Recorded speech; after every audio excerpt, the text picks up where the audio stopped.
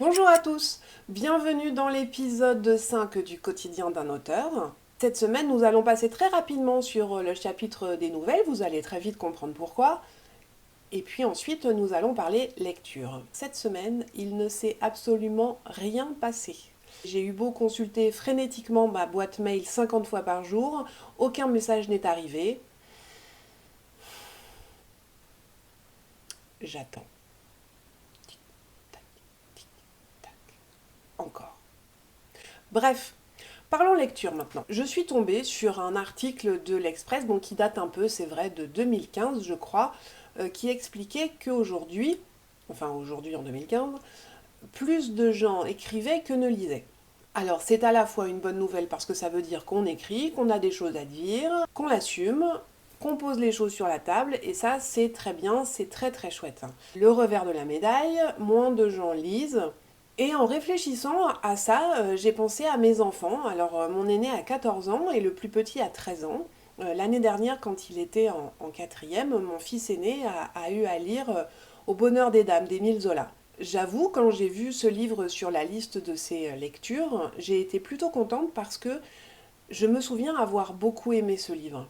Je me suis beaucoup attachée à Denise, le personnage principal, frêle jeune fille qui se retrouve propulsée dans le premier grand magasin. Et puis j'ai constaté que mon fils, qui est plutôt un bon lecteur, alors il adore les BD, il adore les romans policiers pour ados, avait du mal à lire Au bonheur des dames et n'avançait pas. Je leur ai lu toujours des histoires le soir avant de s'endormir pendant des années et des années.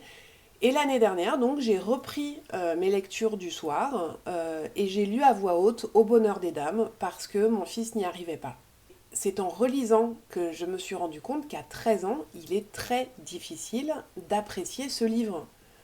Et je ne suis pas sûre que ce soit une bonne porte d'entrée pour arriver à la lecture. Et je pense même que ça peut dégoûter certains. En tout cas, ce dont je suis sûre, c'est que ce livre est perdu pour mon fils. Il ne le relira jamais.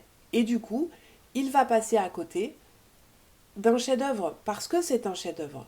Mais pour se rendre compte que c'est un chef-d'œuvre, je pense qu'il faut avoir passé d'abord d'autres étapes. Petite anecdote, mon fils cadet est en quatrième cette année, il a à lire Au bonheur des dames et je pense que je vais le lire encore une fois à voix haute, je vais finir par le connaître par cœur. Du coup, se pose la question de comment choisir un livre. Alors déjà, il faut rentrer dans une librairie, ce qui n'est pas forcément une mince affaire. Une fois qu'on est à l'intérieur, on peut toujours demander conseil à la ou au libraire, et puis on peut se fier à son instinct.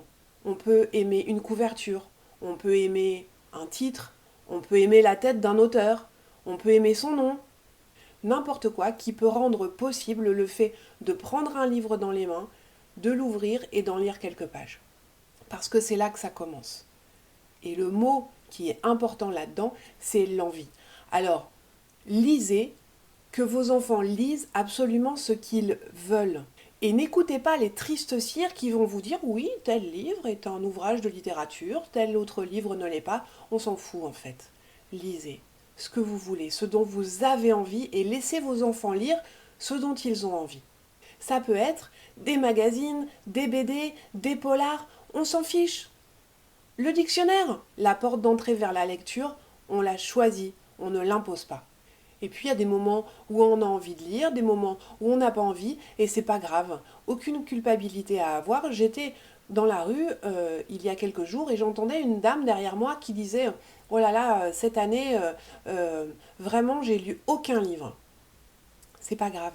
Certains vont ressentir que on ne peut lire que quand on se sent assez bien dans ses baskets pour pouvoir lire et pour pouvoir se laisser emporter et transporter par une histoire et atterrir dans un autre univers. C'est possible. D'autres, au contraire, vont se réfugier dans la lecture parce que c'est un moyen d'oublier un peu ce qu'on vit au quotidien. Ça fonctionne aussi. Chaque personne a sa propre histoire à construire avec un livre, avec les livres, avec une très grande liberté de choix, d'envie. Voilà ce que j'avais envie de vous dire aujourd'hui. Ah, je peux vous dire aussi que moi j'ai commencé un nouveau livre. Alors ça fait un moment qu'il est sur ma table de nuit. C'est un auteur que j'avais eu en lecture quand j'étais lectrice. Je me souviens, il avait écrit un polar qui se passait en Mongolie et son héros s'appelait Yeruldelger.